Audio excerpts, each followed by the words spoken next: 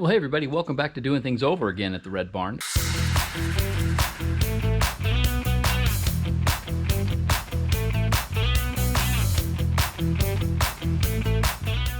And as you saw from the last episode, I had the lovely rear panel done in the blacked out mesh, and everything looked super duper cool. And then I don't know, I had a rear axle seal, not an axle seal, well yes, drive axle seal on the trans let go for some reason. And so the past couple days have been doing mechanical work, which is not that's no fun at all, maintenance stuff. I like making things, not fixing things.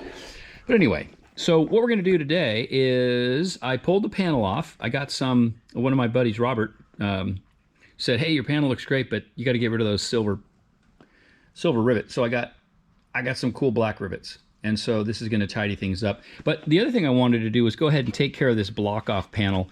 And what I'm going to do is I've made up a little cover piece for this. And I was looking at how I might put it in there. And what I decided is rather than weld it, and then, I don't know, I just decided what I'm going to do is I'm going to panel bond it in with the same sort of stuff I used on my firewall. I used a structural panel bonding adhesive, which they call impact resistant, and it's more for, as they say, structural areas of the car, like, you know, bonding on a fender, you know, that's also riveted, but it needs to be able to take impacts. And the stuff is expensive. It's like twice as much as this. So I'm going to give this a go. And what I'm going to do, again, instead of welding something, I'm going to bond the panel onto these two surfaces, and then obviously the surface on the back of the panel. And the way you need to do it is make sure that that's down to bare metal, so it can have a bare metal to bare metal adhesive bonding area. And I'm going to go ahead and prep that panel and get that thing, you know, we're going to use the panel bonding, get it in there and get it clamped up, and it's 24-hour cure, and we'll have a nice panel. Oh, the other thing I like about that is I can paint it first and not have to try to, you know, tape everything off and, you know, squirt paint in there afterwards. So let's just see how this works out, shall we? All right, well, here's the panel, and it's just a piece that's trimmed. You'll see why it's trimmed this way in just a second, but what I did is I just taped off the area I want to have as the raw material for the bonding surface and got that all nicely painted up, and then that slips right in here like this. This little wire gets out of the way. So anyway, that is what that is going to do, and then that's just going to get panel bonded on there, and I won't have to deal with any heat into the chassis. I won't have to deal with any welding. I won't have to deal with anything else. It'll just be glued in there just like the firewall. So, all right, and that's just a test fit, and I found a couple of these little panel clamps that look like they'll work just great, and that'll need to stay on there for 24 hours for the full cure. But that's not panel bond. That's not bonded yet. That's just test clamp to make sure that these aren't going to, you know, do anything funky or slip or something. And I was afraid that might happen. It might leave a little bit of a mark on there, but maybe that's not the end of the world. All right, so let's go ahead and get set up for this. This is the 3M panel bonding adhesive. They make a bunch of different versions of this, so if you're interested in using it, just do your research and make sure you're buying the right stuff. And I talked to the paint supply place where I got this about what I was up to here, and I don't need the structural impact stuff that I used when I put my firewall in. I probably didn't need it for the firewall, but you know, no kill like overkill, right? So anyway, you can see different size tubes based on the ratio that this needs to be mixed at, but it's all taken care of for you. And then just to make life even simpler, I ended up getting this 3M gun that's designed specifically for these cartridges, and it's just so easy. You know, they're not the cheapest things in the world, but having the right tools and having it work is just, you know, bam, it clicks in, you know, away you go. It's super awesome. And then getting this epoxy mixed really well is critical. And what you'll see here is they got this funky kind of plug. It's like a 2-chamber plug for the 2 chambers. But the kits usually, like what I bought, comes with these mixing tips. You could buy these separately too, and they're just a sort of a corrugated, you know, pathway that causes the epoxy to swirl and mix itself. So you don't have to do anything other than just put the tip on and, you know, squeeze out the appropriate amount for what it is you're doing, and away you go. And yeah, it's unfortunate, you know, you waste a little bit of material, you know, because it's stuck in here, and the tips are throwaway because once it sets up, you're done. And they're not worth cleaning because they're so inexpensive. or even trying to clean. Anyway, so there it is, ready to go. And now I'm going to go ahead and grab the panel and apply the bonding epoxy and get this piece clamped in here, and we will be all done. All right, and here's the piece. It's got a little notch out of the corner because there's a boss down here, kind of a bulkhead component of this latch that ties the main latch mount to the chassis, and this is just a clearance thing. And then on this side, this bonding epoxy requires bare metal surfaces, and so these are scuffed appropriately, these are scuffed appropriately, and then both sides of this are painted. And now I'm just going to go ahead and apply the bonding epoxy to it, and we'll get it clamped in there. And then what I'm going to do is I am going to, instead of trying to apply this to the parts, and they want you to do it on both sides, you know, get the epoxy put on all surfaces, and you can see it here. I don't know if you can see this, but you can see it as it's coming through here. It just does this interesting little wiggly, wiggly, wiggly, wiggly, wiggly, wiggly, wiggly thing. And when it comes out, it's mixed. So here's some epoxy, and I'm just going to squeeze out an amount that I think is plenty. And that's it. And that is mixed epoxy.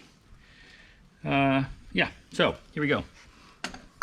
So what I'm going to do is use my acid brush and apply this to the surfaces, making sure that I get appropriate coverage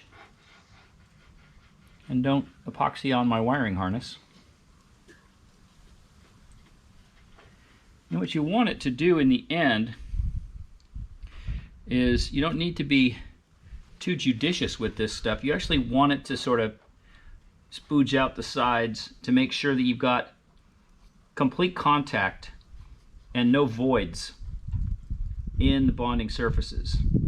And you can do a pretty tidy job with this stuff too. Okay, so that's that. Now we'll do our panel.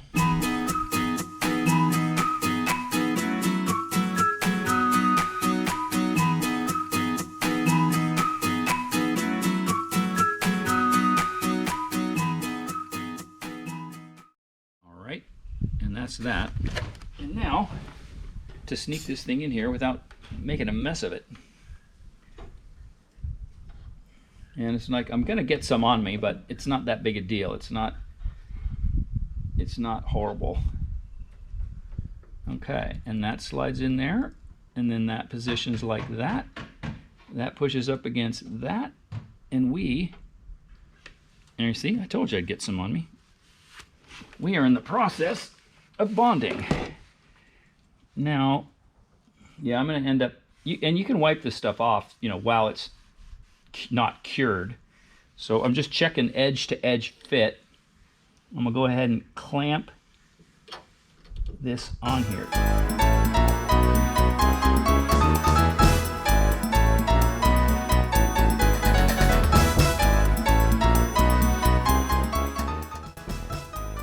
Yeah, I got to get another clamp. Hold on.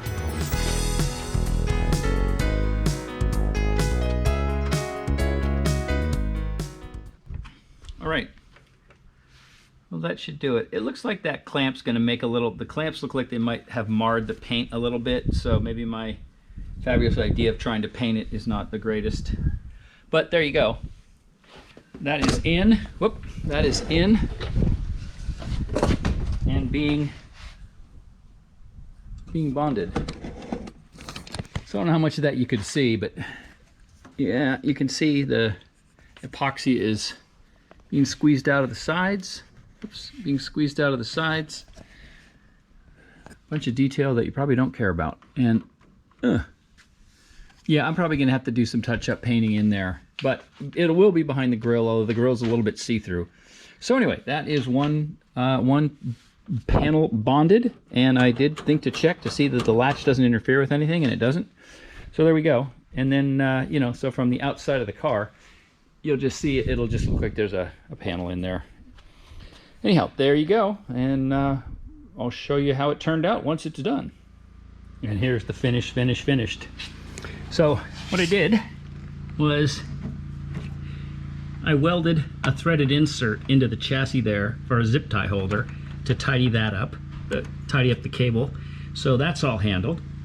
And obviously when the car gets painted, that'll get all super duper nice to up. And everything's finally adjusted. And I'll show you one last, this is the best part. I made one other change, and I'm gonna pull the latch. Look at that thing jump up. What was happening, interestingly, was because of this action, you know, the hinge I've got on here, this is actually trying to come up, hard to see, but it's trying to lift and slide at the same time. And there's some friction there. And that friction, I'm just gonna go to my little stops. That friction was enough to overcome the stock spring, and it wasn't always reliably releasing when I'd pull my super cool latch. So what I did was, our friends at McMaster Car, I measured up the stock spring and found a bit stiffer spring, and had to cut it a couple coils off just to get it to the right length so it wouldn't coil bind and then it wasn't, you know, unnecessarily stiff. And then I was worried because the spring is a bit stiffer, that little factory plastic piece wasn't going to work. So I don't have a lathe, and so I asked Martin if he would whip me up a new hat, and he made me up a Delrin hat that's a bit thicker on this pressure surface, and it's all, the geometry's all been corrected inside it so that it it's got the same sort of, everything's positioned the same way, and it works great. But anyway, so custom spring, custom hat, and then the real final stuff, those black rivets look so good. So my buddy Robert gets credit for forcing me to make that call. And now you can see that with the grill, yeah, you can still see that there's a panel in there, but it's protected, or rather the latch is protected so nobody can get to it, and it essentially disappears from anything more than when you come right up on it. And so now this thing is just perfectly perfect. I love it. Super happy with that latest update, and those black rivets really give the car a much it's a much more fitting look than those than the shiny silver ones. So there it is. That is the final episode on the latch and rear panel, until I change something again. And as always, I hope you're enjoying what you're seeing here. Leave me a comment and subscribe if you haven't, please. I appreciate you guys watching, and y'all take care. We'll talk to you next time at the Red Barn. Bye-bye.